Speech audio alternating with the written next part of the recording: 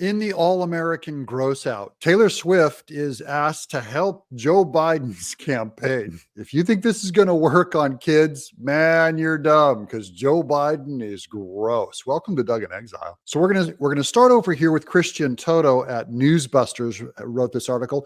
The war for Taylor Swift's vote has already begun. She'll be recruited to help President Joe Biden win a second term. Never mind the obvious act of desperation this represents, which should make you happy.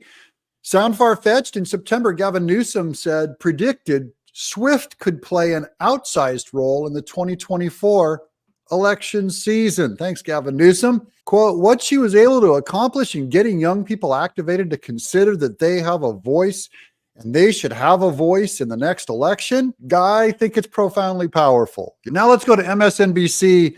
Here's Taylor Swift could save Joe Biden in 2024. No, seriously. More than half of all Americans count themselves as Swift fans.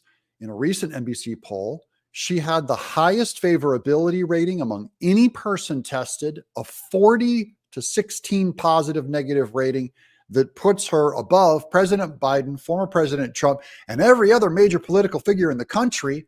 And Swift is quite clearly a Democrat. In 2018, she endorsed two Democrat candidates in her adopted home state of Tennessee, my hometown, Rep. Jim Cooper and former Phil Bredesen in his Senate race against Republican Marsha Blackburn. Marsha Blackburn mopped the floor with him. As others expressed concern that coming out against GOP candidates could politically put her life in danger or risk alienating fans, she railed against Blackburn running a campaign on, quote, Tennessee Christian values, as Swift said. I live in Tennessee. I'm a Christian.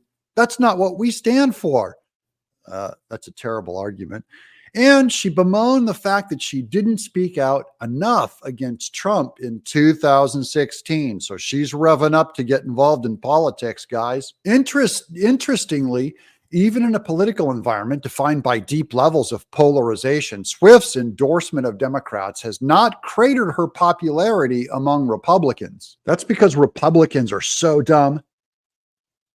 They just keep buying stuff from these commies and don't realize the repercussions of their actions. As far as interest in the Biden campaign, nearly half of all Swifties are millennials, young, dumb people, a segment of the electorate with whom Biden is struggling. Gee, I wonder why, even though he looks like a Skeksis mummified corpse come to life. For a candidate who needs young female voters and suburban dwelling women to get him across the finish line in 2024, who could be a better spokeswoman?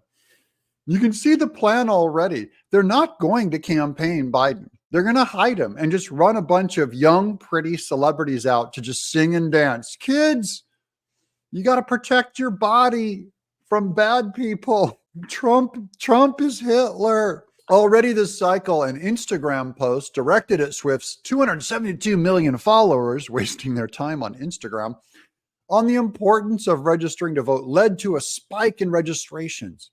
Swift's influence alone could bring more Democratic-leaning voters to the polls. It's also not hard to imagine that a Swift endorsement of Biden, along with campaign appearances or even ads on his behalf, could directly influence her legions of supporters. Hold on.